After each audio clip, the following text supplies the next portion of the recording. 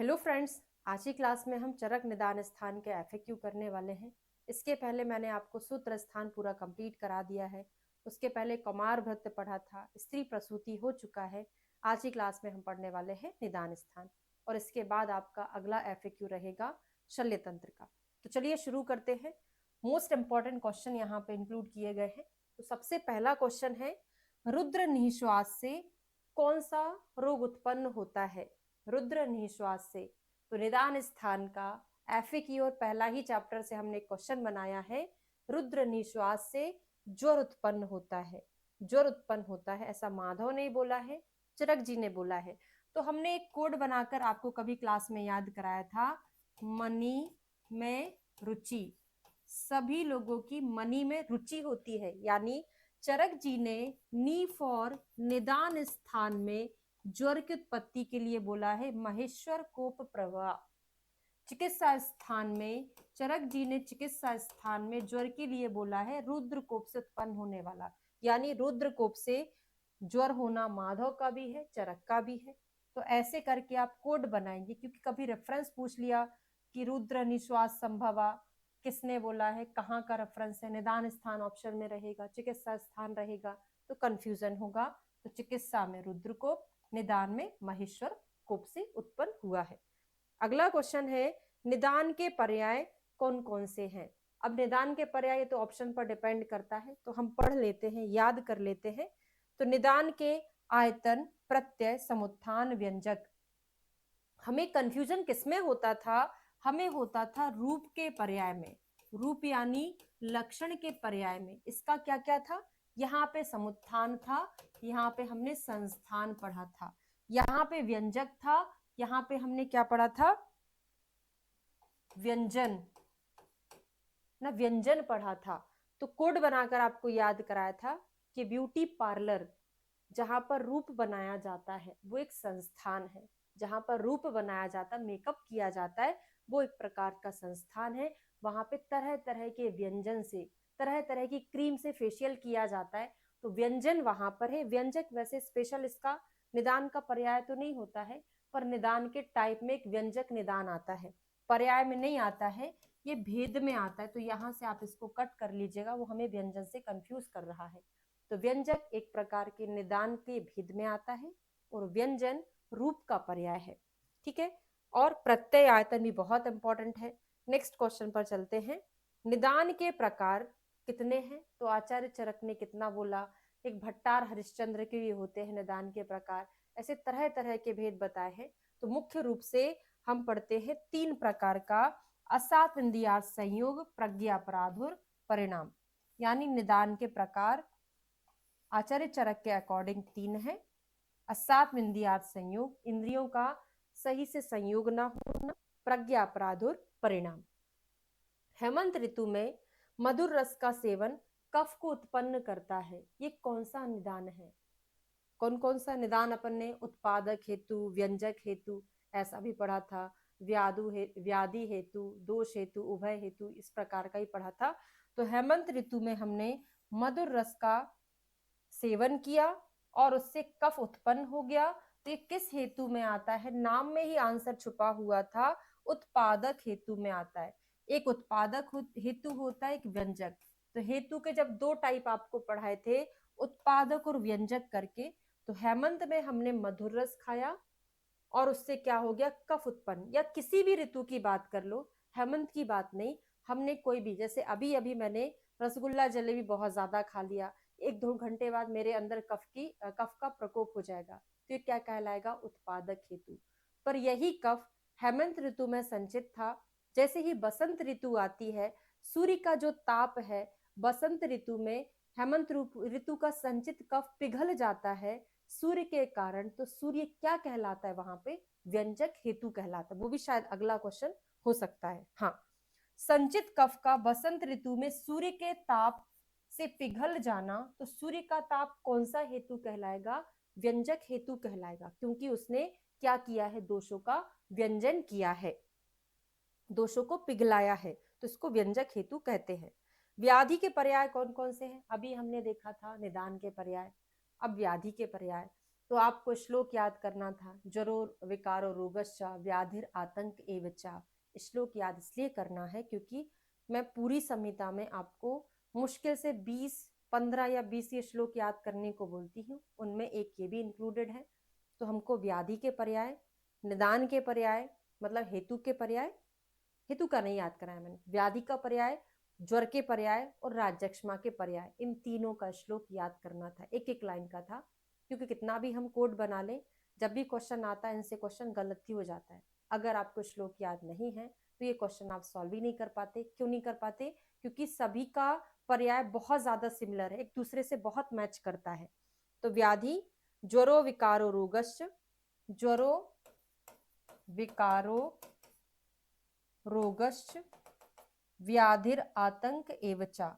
व्याधि भी है, आतंक भी है ना, और यक्ष्मा भी हो गया, गद हो गया, आमय हो गया, ये सारे व्याधि के पर्याय हैं। श्लोक से याद करके रखिएगा।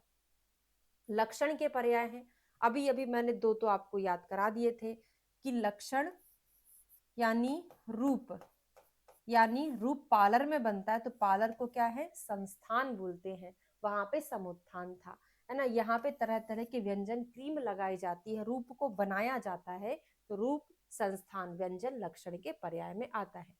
व्याधि जनक व्यापार विशेष युक्तम, व्याधि जनक व्यापार, जैसे हमने दोष प्रकोपक आहार लिया, उससे दोषों का प्रकोप हुआ, ये दोष कहाँ जाएंगे, कहाँ पर कौन सी व्याधि उत्पन्न करेंगे, उसकी प्रोग्नोसिस क्या होगी, उसके उपद्रव क्या होंगे, तो पूरा निदान से लेके व्याधि उत्पत्ति तक का जो क्रम होता है उसको हम क्या बोलते हैं, संप्राप्ति बोलते हैं। तो व्याधि जनक व्यापार, हेतु से लेके उत्पत्ति तक का जो पूरा प्रोसीजर है उसको हम क्या बोलते हैं, संप्राप्ति बोलते हैं, पैथोजेनेसिस बोलते हैं। संप्राप्ति के पर्याय क्या है, तो ती वाले कुछ याद कराए होंगे, पहले आपको मौका भी दे दूं बोलने का। संप्राप्ति के पर्याय कौन कौन से हैं, जाति आगति, दोनों में ती है ना, तो जाति आगति संप्राप्ति का पर्याय है। अगला क्वेश्चन आता है, वात कफजन्य ग्रहणी में तक्र का प्रयोग। ये तो मैं केवल क्वेश्चन आपको सॉल्व करा रही हूँ, उपशय अनुपशय 18 प्रकार के, ये आपको यूट्यूब पर मैंने एक वीडियो बनाया है, उसमें पूरा 18 प्रकार के उपशय आपको टिप ऑफ टंग रटाया है, लास्ट में क्वेश्चन पूछा है। और शायद उपशय अनुपशय के नाम से वीडियो ना हो, पर पारिक 80 पेजेस में से शायद 60 नंबर का पेज है, या जो भी पेज है, मैंने पेज नंबर डाला, उसमें उपशय अनुपशय करके आपको नहीं मिलेगा। तो पारिक प्ले लिस्ट पे जाना, पारिक 80 पेजेस कंपाइलेशन वाले वीडियो ओपन करना, वहां पे आपको मिल जाएगा। बहुत अच्छे से पढ़ाया है। तो यहाँ पे केवल मैं क्वेश्चन आपसे पूछूंगी। तो वात कफजन्य ग्रहणी में तक्र का प्रयोग, तो तक्र जो है क्या होता है, व्याधि को भी ठीक करता है, ग्रहणी को, और तक्र वात कफज विकारों में भी अच्छा है, यानी हेतु व्याधि विपरीत दोनों में आता है तक्र। एक तो वात कफज विकारों में बहुत अच्छा काम करता है, ग्रहणी के लिए भी तक्र इंडिकेटेड होता है। तो दोष और व्याधि दोनों में काम करने वाला उभय विपरीत अन्न कहलाएगा। तक्र क्या है, औषधि नहीं है, क्या है, अन्न द्रव्य है। उदावर्त में प्रवाहन, उदावर्त में क्या हो रहा था, मैंने आपको 3 बीमारियां पढ़ाई थी, अतिसार, उदावर्त और सर्दी। अतिसार, उदावर्त, सर्दी, ये 3 बीमारियां या तो व्याधि विपरीत में आएंगी या तो व्याधि विपरीत आर्थकारी में आएगी। यानी अतिसार, उदावर्त, सर्दी में से हमारे पास उदावर्त आ गया, मतलब ये व्याधि विपरीत में हो सकता है या व्याधि विपरीत आर्थकारी में हो सकता है। तो आर्थकारी मतलब उसको बढ़ाने वाला लगता है पर उसका ट्रीटमेंट है। उदावर्त ऊपर की ओर होता है, हम प्रवाहन प्रेशर नीचे की ओर लगाते हैं, तो ये तो व्याधि के विपरीत हुआ, ना कि व्याधि के विपरीत आर्थकारी हुआ। ये मैंने पूरा एक्शन करके आपको वहां पर याद कराया था, है ना। तो उदावर्त में प्रवाहन व्याधि के विपरीत चिकित्सा में आता है। नेक्स्ट क्वेश्चन पर चलेंगे, हेतु विपरीत आर्थकारी विहार क्या है। हेतु विपरीत आर्थकारी विहार, ऊपर वाला, सबसे ऊपर वाला लाइन, औषध अन्य विहार में हेतु के विपरीत अर्थकारी हमने विहार क्या पढ़ा था, वातजन्य उन्माद में भय दर्शन। वातजन्य उन्माद था, इसमें हमने क्या करा दिया, भय दर्शन। ये ऊपर वाला नहीं, सबसे नीचे वाला, हेतु विपरीत अर्थकारी, है ना। अगरू के मध्य में तैरना, अगरू वाला औषध था, मध्य वाला अन्य था, तैरना यानी विहार था। तो वातज उन्माद में भय दर्शन, ऐसे करके अपन ने याद किया था। वो अलग है। उभय विपरीत का अर्थकारी मैंने समझा दिया। अगरू के मध्य में तैरना उभय विपरीत अर्थकारी है। उसके पहले हमने वातज पित्तज उन्माद में विदाही अन्न का भय, ये था उसका। पित्तज व्रण में कोड था हमारा उसका, पित्तज व्रण में उष्ण विदाही अन्न का भय, उष्ण विदाही अन्न का भय। तो विपरीत अर्थकारी में हमने 3 चीजें पढ़ी थी, एक हेतु विपरीत अर्थकारी, एक व्याधि और एक उभय। उभय वाली की ट्रिक मैंने गलती से अभी आपको बता दी थी। अगरू के मध्य में तैरना नीचे वाले का था उभय का, और बीच वाला छोड़ दो, ऊपर वाला क्या था, पित्तज व्रण में उष्ण विदाही अन्न का भय। तो पित्तज व्रण वाला उष्ण चिकित्सा हेतु में आ जाता था, विदाही अन्न अन्न में आ जाता है, और भय यानी बिहार में आ जाता है, उन्माद वाला। ठीक है। उरी स्तंभ में जल में तैरना, ये आ गया। अगरू के मध्य में तैरना यानी उभय विपरीत अर्थकारी विहार, क्या हो जाएगा, उभय विपरीत अर्थकारी विहार। ये ऐसे जो पहली बार पढ़ रहे हैं उनको नहीं समझ में आएगा, जब तक आप वो वीडियो नहीं देखेंगे ये क्वेश्चन आपसे नहीं बनेंगे। वो 1 घंटे का टॉपिक है, मैंने 1 घंटे पूरा उसको पढ़ाया था। शीत कफजन्य ज्वर में शुंठी का प्रयोग। शुंठी क्या है, औषध है, अन्न है कि विहार है, भाई औषध है। ठीक है। शीत कफ ज्वर क्या है, शीत कफ ज्वर एक हेतुजन्य ज्वर है, तो क्या हो जाएगा, हेतु विपरीत औषध हो जाएगा। शीत कफ ज्वर में शुंठी क्या हो जाएगा, औषधि हो जाएगा, तो हेतु विपरीत औषधि में आता है। संप्राप्ति के भेद आचार्य चरक ने कितने बताए हैं, 5 किसने बताए हैं, 6 किसने बताए हैं, तो आचार्य बागभट्ट के 5 हैं, चरक के कितने, चरक के 6 हैं। कौन सी संप्राप्ति इन्होंने एक्स्ट्रा बताई है, तो आचार्य चरक ने विधि संप्राप्ति का एक्स्ट्रा वर्णन किया हुआ है। तरतम आभ्य उपलब्धते, तो कौन सी संप्राप्ति में आता है, एक तरतम आता है और एक अंशांश आता है। तरतम यानी कौन बेस्ट है, कौन बेटर है, तो तरतम जहां पर हो वहां पे प्रधानता होती है, जहां पे अंशांश कल्पना हो वहां पे विकल्प संप्राप्ति होती है। तरतम प्रधान संप्राप्ति होती है। अंशांश बल अभी मैंने बता दिया, अंश अंश यानी विकल्प संप्राप्ति होती है। विषम आरंभ विसर्गित्व कौन से ज्वर में है, नाम में ही आंसर छुपा हुआ है कि उसका आरंभ भी विषम है, उसका विसर्ग भी विषम है, तो कौन सा ज्वर होगा, ये विषम ज्वर होगा। कौन सा ज्वर है, सॉरी वातज ज्वर है, उसका अलग श्लोक है। क्या है, आचार्य बागभट्ट का श्लोक है कुछ, अब मुझे याद नहीं आ रहा है ना। इसका तो विषम आरंभ विसर्गित्व किस में आता है, वातज ज्वर में। तो हमेशा विषम आग्नि किस में पढ़ते हो आप, वात में ही पढ़ते हो, तो वातज में आया है। बाकी विषम विषम करके एक और आता है, बागभट्ट का श्लोक है, विषम ज्वर के लिए कहा गया है। उष्ण अभिप्रायता कौन से ज्वर का लक्षण है, वात का है, पित्त का है कि कफ का है, तो इसमें तो होगा ही नहीं, क्योंकि पित्त में कौन सी अभिप्रायता होगी, शीत अभिप्रायता। तो बचे हुए 2 कौन कौन से होते हैं, आंसर मैंने नहीं दिया इसका, है ना। तो वात और कफज, वात कफज ज्वर में उष्णाभिप्रायता हमको मिलता है। युगपते केवले शरीरे, तो युगपते केवले शरीरे किसमें मिलेगा, केवल एक को छोड़ के, है ना, वात को छोड़ के पित्त ज्वर और कफज ज्वर में मिलता है हमको युगपते केवले शरीरे। मिथ्या संसर्जनाद्वा स्त्रीणामचा विषम प्रजाता नाम कौन से ज्वर का लक्षण है, द्वंद्वज का, सॉरी निदान है, द्वंद्वज का है कि आगंतुज का है, इन दोनों में ही कंफ्यूजन होता है। तो मिथ्या संसर्जन आपने किया, है ना, स्त्री नाम विषम प्रजननात् किसमें आता है, ये सन्निपात ज्वर में आता है। ठीक है। और हमने आपको एक और चीज पढ़ाई थी, क्या पढ़ाई थी, पंचकर्म का मिथ्या प्रयोग होने से, है ना, ऐसे बहुत सारे कुछ कारण पढ़े थे, उसमें हमने द्वंद्व ज्वर भी पढ़ा था। ठीक है, इसका कारण है सन्निपात ज्वर। नेक्स्ट क्वेश्चन आता है, अभिघात ज्वर में कौन सा दोष होता है, तो घात कब लगता है आपको, पहले आप बता दो, अभिघात ज्वर में कौन सा दोष है, घात कब लगता है, जब आपके ऊपर कोई वार करता है, यानी वी फॉर वात, आर फॉर हो जाएगा रक्त, वार करेगा तो आपको क्या होगा, घाव लगेगा। अभिसंगत ज्वर में दोष कौन सा है, तो अभिसंगज में दोष है। लास्ट में मैं कुछ चीज आपको बताने वाली हूँ जो कंफ्यूजिंग है, बस जरा सा 2-5 मिनट के लिए रुक जाइएगा लास्ट में, है ना। ठीक है, तो अभिसंग ज्वर में दोष कौन सा है? संग संग किसकी दवाई रखते हैं हम? संग संग बीपी की दवाई रखते हैं। वात पित्त या ब्लड प्रेशर करके हमने याद किया था, तो अभिसंगज में कौन सा दोष है? वात पित्त है। आगंतुक ज्वर के भेद कितने हैं? आगंतुक ज्वर के भेद तो अभी हमने पढ़े क्या? विषम ज्वर के भेद अभी नहीं पढ़े हैं। संतत सतत अन्य दुष्क तृतीयक चतुर्थक 5 होता है। आचार्य चरक के अनुसार सन्निपातक ज्वर के 13 प्रकार हैं।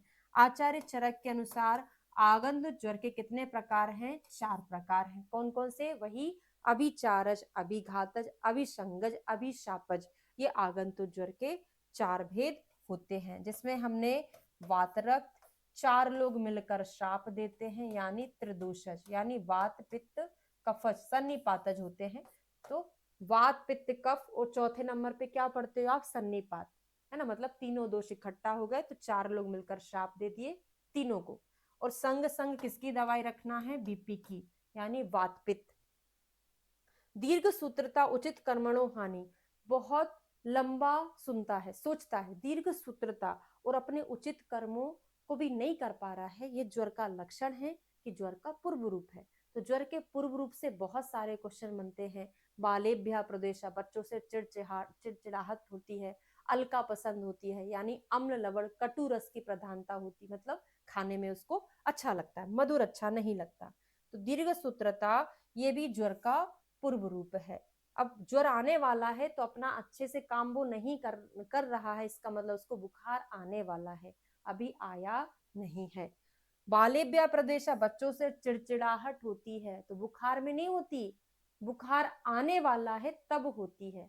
नहीं तो आपके दिमाग में चलता है जब आपको बुखार रहता है तो आप बच्चे बहुत शोर करते तो आपको पसंद नहीं आता, आपको गुस्सा आता है, तो वो ज्वर में नहीं है, ज्वर के पूर्व रूप में है। बालेभ्य प्रदेशा। देह इंद्रिय मनस्ताप करा, मैंने आपको 2 चीजें पढ़ाई थी, ज्वर का एकल लक्षण, ज्वर का प्रत्यात्म लक्षण। तो संतापो देह मानसा, संतापो देह मानसा, देह और मानस में संताप होना ज्वर का प्रत्यात्म लक्षण है, और एकल लक्षण केवल संताप, यहाँ पे देह मानस नहीं आएगा, ओनली संताप आएगा। और देह इंद्रिय मन, देखो देह भी है मन भी है, देह भी है मन भी है, पर यहाँ पर इंद्रिय भी ऐड हो जाता है, तो ये प्रत्यात्म में नहीं आता, ये ज्वर की महत्ता में एक श्लोक आया था, वहां पर आपको ये देखने को मिलता है। ठीक है, उष्ण अभितप्तस्य जल प्रवेशात, आप गर्मी से तप कर आए हैं और आप पानी में प्रवेश कर गए हैं, तो कौन सा रोग होगा? गर्मी में तप कर आए हैं, आपने बहुत ज्यादा मात्रा में दूध पी लिया है, तो क्या होगा? गर्मी में तप कर आए हैं, आपने ठंडे पानी से नहा लिया, तो क्या होगा? इन सब का अलग अलग कारण है, पढ़ते चलेंगे आगे आएगा। तो उष्ण अभितप्तस्य जल प्रवेशात, तो कौन सा रोग हो जाएगा? अक्षी रोग हो जाएगा, है ना। आपने गर्मी में तपे हैं और जल में एकदम नहा लिया है, ठीक है। गर्मी से पीड़ित होकर आपने बार बार दूध पी लिया है, तो कौन सा रोग होगा? गर्मी में आप तप के आए हैं, दूध पी लेने से रक्तपित्त हो जाता है, और गर्मी में तप कर आए हैं और आपने ठंडे पानी से नहा लिया है, स्नान कर लिया है, इससे कौन सा रोग होता है आपको बताना है, ठीक है। छर्दिराभीक्षणम आगमनम, छर्दितस्य बीभत्सा किसमें मिलता है? एक आता है शबथुर अभीक्षणम, शबथुर अभीक्षणम किसमें मिलता है? खतरनाक छींके आती है, यहाँ पे खतरनाक उल्टी होता है, शबथुर अभीक्षणम। यहाँ पे छर्दिर अभीक्षणम, तो खून की उल्टियां अगर कोई व्यक्ति करेगा, अच्छा दिखेगा? नहीं दिखेगा, बीभत्स दिखाई देगा। अगर उसको छर्दी हो रही है, उसको छर्दी हो रही है किसकी? खून की, तो अच्छा नहीं दिखेगा। तो छर्दी बीभत्सता या छर्दिराभीक्षणम रक्त पित्त में आता है, जबकि छबथु किस में आता है? खतरनाक छींके होना राज्यक्षमा में। कैसे? राज्यक्षमा का मुख्य पूर्व रूप प्रतिशा है, सर्दी अगर होगी तो छींक तो आएंगे ही आएंगे, तो छींक कहाँ पर आएंगी? वो राज्यक्षमा के पूर्व रूप में आएंगी। ठीक है, तो ये रक्त पित्त का पूर्व रूप है। स्वर भेद क्या है? रक्त पित्त का पूर्व रूप है, लक्षण है कि उपद्रव है। ये 3 क्वेश्चन बनते, तीनों में से क्या है?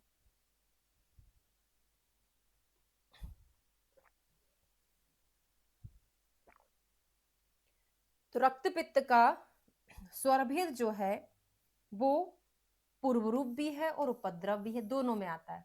लक्षण में नहीं आता, पूर्व रूप और उपद्रव में आता है। रक्त पित्त के मार्ग कितने हैं? तो हमने एक और चीज पढ़ा था, धोर्दक भेद से रक्त पित्त कितने प्रकार का, धोर्दक यानी मार्ग भेद से, तो मार्ग भेद से रक्त पित्त कितने प्रकार का, 3 ही आंसर लगाना। वो ऊपर नीचे वाला ऊर्ध्व अधो नहीं लगेगा, 3 लगेगा। ये अष्टोदरी अध्याय से भी अटेम्प्ट किया जाता है, ठीक है ना। तो 3 है, ऊर्ध्व अधा और उभय। त्रिदोषज रक्त पित्त की साध्य साध्यता क्या होती? क्वेश्चन लीक हो गया। अगर तीनों दोषों का इन्वॉल्वमेंट होगा तो रक्त पित्त कैसा हो जाएगा? असाध्य हो जाएगा। विरेचनम तो पित्त से जायते परम औषधम कहाँ का रेफरेंस है? ये तो आपको पता है, रक्त पित्त का है, पर निदान का है कि चिकित्सा का है? जब निदान स्थान के क्वेश्चन सॉल्व करा रहे हैं तो निदान का ही होगा। कैसे क्वेश्चन पूछती है मैडम, है ना। तो विरेचनम तो पित्त से जयार्ते परम औषधम किसका रहेगा? निदान स्थान का है कि पित्त को हरण करने में विरेचन बेस्ट होता है। निदान स्थान 2 रक्त पित्त का है। प्रति मार्ग हरण चिकित्सा कहाँ करते हो? रक्त पित्त ही चल रहा है तो उसी में करोगे। स्वमार्ग बता दो, स्वमार्ग हरण किसमें करते हो? अम्ल पित्त में करते हो, ठीक है। प्रतिद्वंदी चिकित्सा किसमें करते हो? या परस्पर प्रतिद्वंदी चिकित्सा किसमें करते हो? ये उन्माद में करते हो। ऐसी बहुत सारी चिकित्साएं। जुगुप्स चिकित्सा कहाँ करते हैं? राजक्षमा में करते हैं। फिर आवस्थिकी चिकित्सा आती है, नैष्टिकी चिकित्सा आती है, ठीक है। ऐसी बहुत सारी चिकित्साएं हैं। आगे बढ़ते चलेंगे, चिकित्सा स्थान का एफएक्यू करेंगे तब पढ़ेंगे उसको, ठीक है।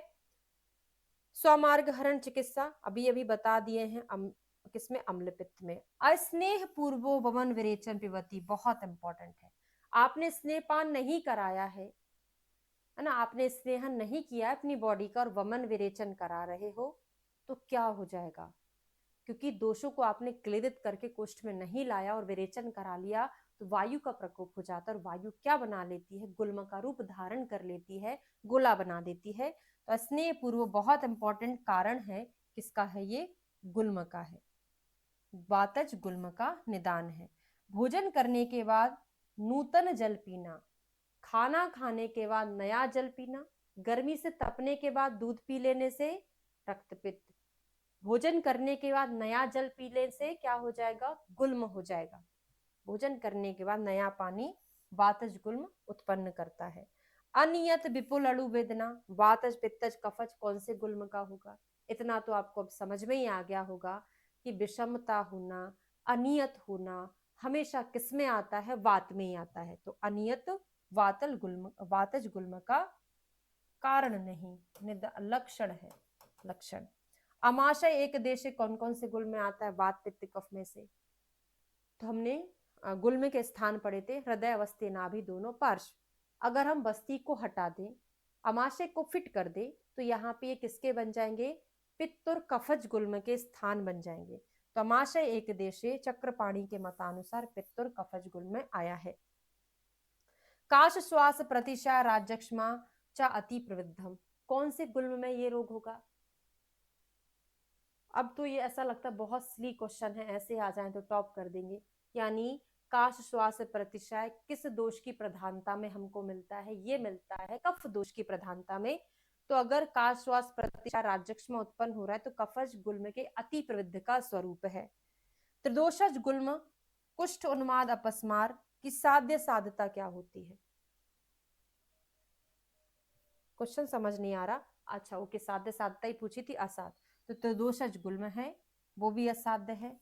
कुष्ठ भी, उन्माद भी। कुष्ठ तो त्रिदोषज नहीं, वो तो अलग अलग फिर उसका डिवीजन होता है। तो त्रिदोषज भी होता है, उन्माद अपस्मार ये सारे कैसे होते हैं? असाध्य होते हैं, ठीक है। त्रिदोषज ज्वर की साध्य साध्यता कैसी होगी? तो त्रिदोषज यानी सन्निपात ज्वर, ये भी कैसा होता है? ये कृच्छ साध्य होता है। सन्निपात ज्वर असाध्य नहीं होता, समसन्निपात ज्वर कृच्छ साध्य होता है। बाकी त्रिदोषज गुल्म हो, उन्माद हो, अपस्मार हो, कुष्ठ हो, ये सारे के सारे असाध्य हैं। मासी मासी तद आर्तवम उपरुध्यमानम कुक्षिम अभिवर्धयति किस में आता है? हर महीने का धीरे धीरे आर्तव संचित होता है ना, कुक्षी का वर्धन हो जाता है। कौन से गुल्म में आएगा?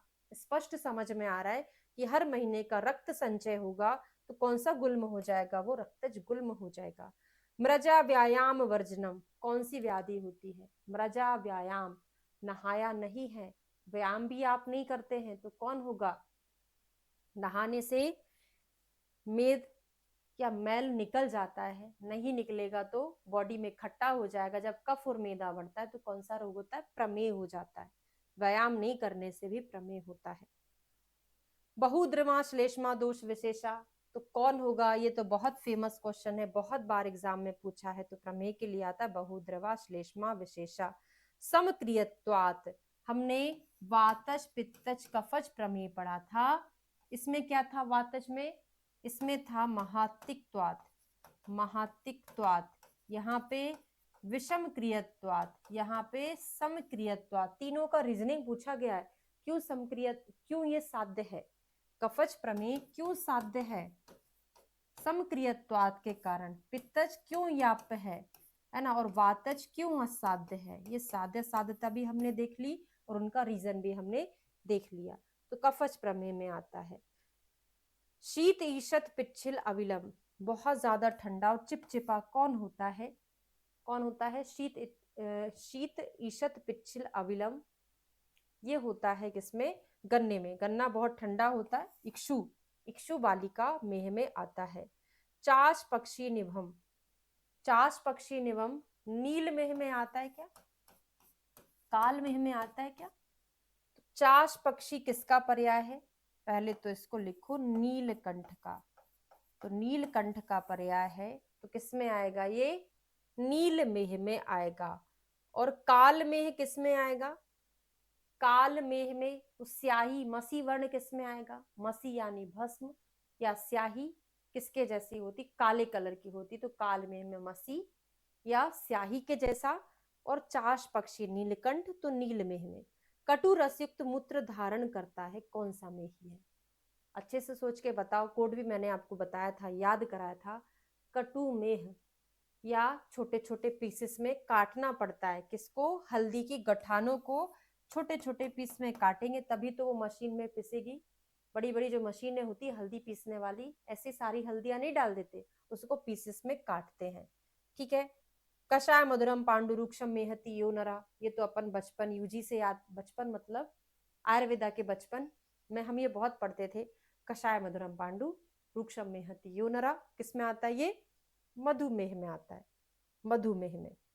परिदाहम सुप्तता च अंगेशु, प्रीवियस ईयर में पूछा गया क्वेश्चन है।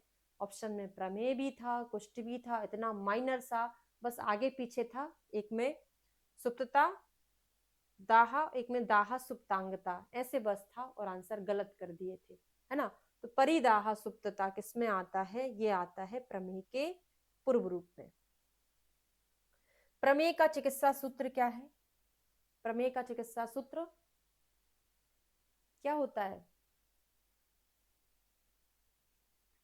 स्थूल प्रमेही बलवानी के कृशस्थे क्या परिदुर्बलश्च संवरणम तत्र कृशस्य काय संशोधनम दोष बलाधिकस्य, है ना। संशोधन और उपशमन दोनों चिकित्सा यहाँ पे करते हैं। नीड़ द्रुम इव अंडजा, नीड़ द्रुम पक्षी के अंडे की तुलना की है किससे? प्रमेय वाले से की है। नीड़ द्रुम इव अंडजा। शरक के अनुसार कुष्ठ के भेद कितने होते हैं? तो सभी के अनुसार इनके 7 भी हैं, है ना। और कितने? 18 भी हैं, 11 भी हैं, असंख्य भी हैं। 18 स्पेशली इन्होंने नहीं बोला है, 7, 11 और असंख्य भी आता है। और कभी कभी दोनों को मिला के 18 भी हो जाता है, तो 18 भी याद कर लेना। ऐसे अलग से उन्होंने नाम नहीं लिखा है, तो 7, 18 असंख्य और 11 भी कर लेना। सिद्ध कुष्ठ में दोष कौन सा? अब ये यहाँ से सॉल्व करने वाली चीजें नहीं है, इसको क्रम से याद करना था। कम ऋतिक एस पीओ कोक, तो कम वात पित्त क्या आ रहा था? एस में। सिद्ध में कम ऋतिक एस पीओ कोक, तो वात पित्त कफ, वात पित्त, वात कफ, पित्त कफ और ये त्रिदोषज है ना। तो एस फॉर सिद्ध में क्या आ रहा था, वात का फा रहा था। तो उंगलियों पे काउंट करके नहीं करना, जैसे अभी मैंने गलत कर दिया था, मैंने ऋतिक को सिद्ध में पढ़ के वात पित्त बोल दिया था, ऐसा नहीं करना, गलती अक्सर हो ही जाती है। तो ऐसी ट्रिक को आपको लिख कर सॉल्व करना है। व्रणानाम दुष्टि संरोहणम किसमें मिलता है, व्रण दूषित होते हैं और दूषित होने के बाद बहुत मुश्किल से रोहित होते हैं, तो ज्वर का है, प्रमेह का है। अक्सर ये हमको कंफ्यूज करता है प्रमेह से, क्योंकि डायबिटीज के जो वुंड होते हैं वो हील होने में बड़ा प्रॉब्लम होता है, तो पर ये डायबिटीज का नहीं है। व्रणानाम दुष्टि संरोहणम किसका पूर्व रूप है, कुष्ठ का पूर्व रूप है। और एक क्वेश्चन का आंसर बताना, चिरात व्रणुरोहति, ये बताइएगा किसमें आता है। चिरात व्रणुरोहति बहुत इंपॉर्टेंट है, कहां पर है। अल्पकंडु क्लेद क्रमिणी याद कराया था कि ये पूरा 4-5 चीजें सिमिलर याद कराया था कि थोड़ी सी खुजली कर रहा है, वो कौन करता है, ऋक्ष। जो नटिया का खेल दिखाने आता है मदारी, वो क्या करता है, ऋक्ष छोटी थोड़ी थोड़ी सी खुजली करता है, तो अल्पकंडु क्लेद क्रमिणी ऋष्यजिम में आता है। साधो एवं इति या पूर्व नरो रोगम उपेक्षते किसमें आता है। अगर इसको हमने पहले उपेक्षा कर दी तो ये असाध्य बन जाता, पहले हम चिकित्सा करेंगे तो ठीक हो जाएगा, कुष्ठ में आता है।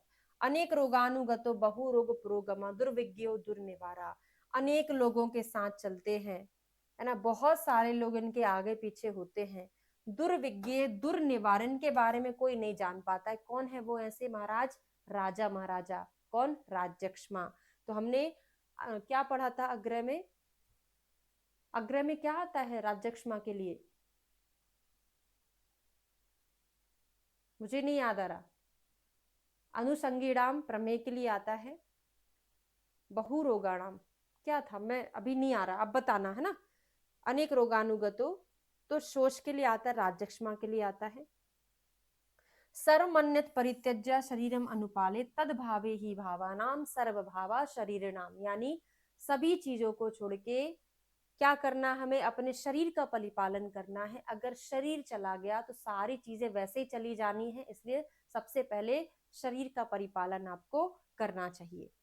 ठीक है, किसके लिए आता है, राज्यक्ष्मा में। पर कौन से राज्यक्ष्मा में, संधारण जन राज्यक्ष्मा में। तो चारों प्रकार के जो राज्यक्ष्मा के टाइप थे सभी में एक एक कोटेशन था, सबको कोड बनाकर मैंने याद कराया था, तो अभी याद कर लेते हैं। धारण करोगे वेगों का या त्याग करोगे, धारण करना या त्याग करना। अगर आपने धारण किया है तो त्यागना भी पड़ेगा। सर्वमन्नत परित्यज्य वाला संधारण जन राज्यक्ष्मा में आता है।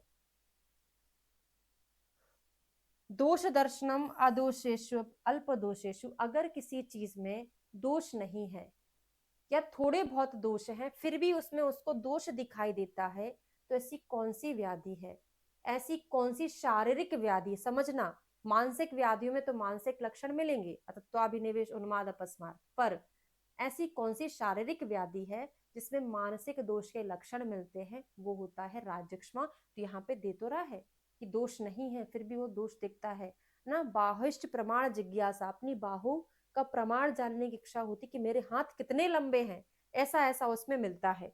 तो किसका है ये, राज्यक्ष्मा का पूर्व रूप है। बाहिष्ट प्रमाण जिज्ञासा भी मैंने बता दिया, स्त्री कामता राज्यक्ष्मा का पूर्व रूप है। केश अस्थि भस्म तुंग अंगार राशियों का अधिरोहण करता है, ऐसे ही का ऐसा उन्माद में आता है, पर मैंने गजनी मूवी से उसको याद कराया था। वहां पे क्या था, यही था, केश भस्म तुंग वगैरह कुछ थी, पर वहां पर चक्र अधिरोहण था, चक्र अधिरोहण। तो मूवियों में, साउथ मूवी में ऐसा होता है ना कि कोई गाड़ी का चक्का रखा हुआ है, पहिया, उसके ऊपर से हीरो छलांग लगाता है तो हीरो पागल होते हैं, वो गजनी वाला। वो साउथ की मूवी नहीं थी, पर याद कर लो कि चक्र के ऊपर से गजनी छलांग लगा रहा था। गजनी हीरो का नाम नहीं था, विलन का नाम था। तो चक्र के ऊपर से अधिरोहण कर रहा था, तो उन्माद में आएगा, यहाँ पे चक्र नहीं आएगा, यहाँ पे राशि आता है राज्यक्ष्मा में। तो केश अस्थि भस्म तुंग अंगार राशि का अधिरोहण करता है सपने में, और राज्यक्ष्मा का पूर्व रूप है।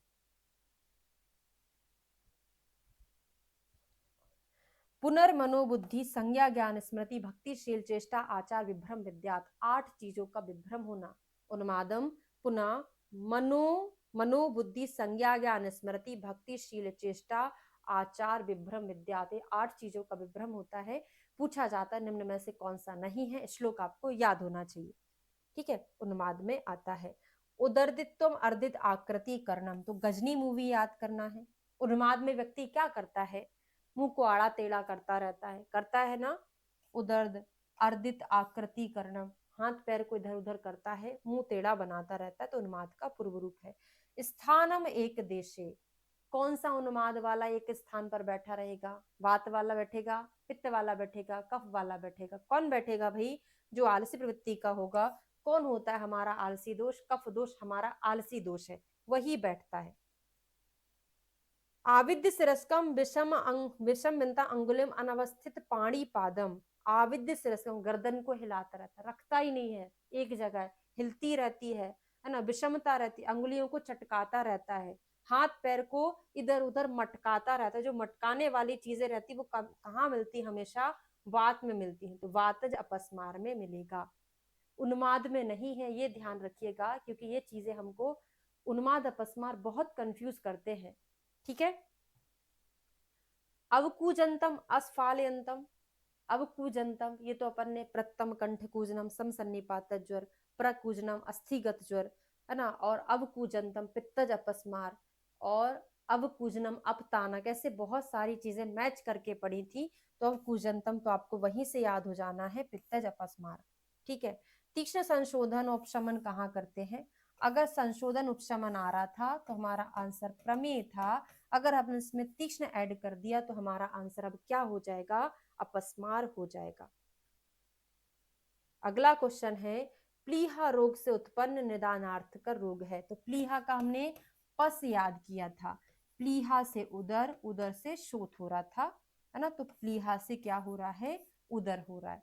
फिर व्याधि संकर का वर्णन कौन किए हैं, व्याधि संकर का वर्णन नहीं, सॉरी, व्याधि संकर की साध्य साधता कैसी होती, कष्ट साध्य होती है। आदर्श चिकित्सा का वर्णन कहाँ पर किया है, तो चरक जी ने निदान स्थान के सबसे लास्ट चैप्टर 8वें चैप्टर में आदर्श चिकित्सा का वर्णन किया है। ठीक है, बस एक क्वेश्चन के लिए वेट करिएगा, फटाफट, बहुत ज्यादा कंफ्यूजिंग है पर बहुत इंपॉर्टेंट है वो।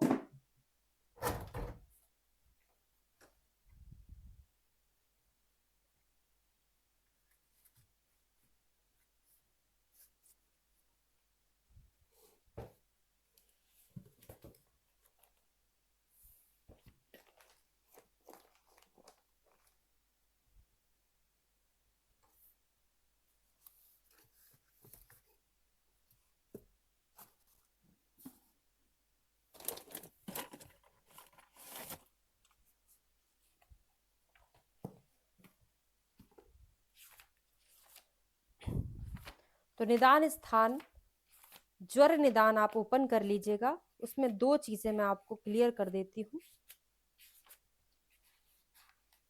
देखो, सबसे पहले श्लोक नंबर 28 निदान स्थान ज्वर निदान का 28 नंबर का देखिए, वहां पे क्या लिखा है, द्वंद्वज और सन्निपात ज्वर के निदान है ना, तो विषम भोजन, उपवास, भोजन के परिवर्तन, ऋतुओं के विकार, विपरीत गंध, विष दूषित जल का सेवन, पर्वतों के पास रहना, ठीक है, मिथ्या संसर्जन, स्त्रियों में उचित रूप से प्रसव का ना होना, प्रसव के बाद अनुचित आहार विहार के सेवन, और पूर्वोक्त कारणों के मिश्रित होने से निदान के अनुसार द्वंद्वों में से कोई एक या दो या तीनों दोषों के कुपित होने की सामग्री हो तो दोष तरह के साथ कुपित होता है, और वे कुपित दोष उसी प्रकार संप्राप्ति के द्वारा ज्वर उत्पन्न करते हैं, यानी यहाँ पे जो दिया गया था मिथ्या संसर्जन के द्वारा और स्त्रियों का विषम प्रजाता नाम, तो उसके आंसर दोनों होंगे। ये मुझे बहुत देर से परेशान भी कर रहा था, तो वहां पे जो क्वेश्चन था, अब कौन से नंबर का था मुझे याद नहीं है, तो वहां पे सन्निपातज आपका लिखा हुआ था, तो वहां पे द्वंद्वज भी लिख लेना, वो दोनों का निदान है, द्वंद्वज ज्वर का भी और सन्निपातज ज्वर का भी, उसको आप करेक्ट कर लीजिएगा। ठीक है, ओके, अच्छा लगा हो तो एक बार लाइक जरूर करिएगा। मिलते हैं नेक्स्ट वीडियो में, हमारा नेक्स्ट रहेगा शल्य तंत्र का। Thank you so much.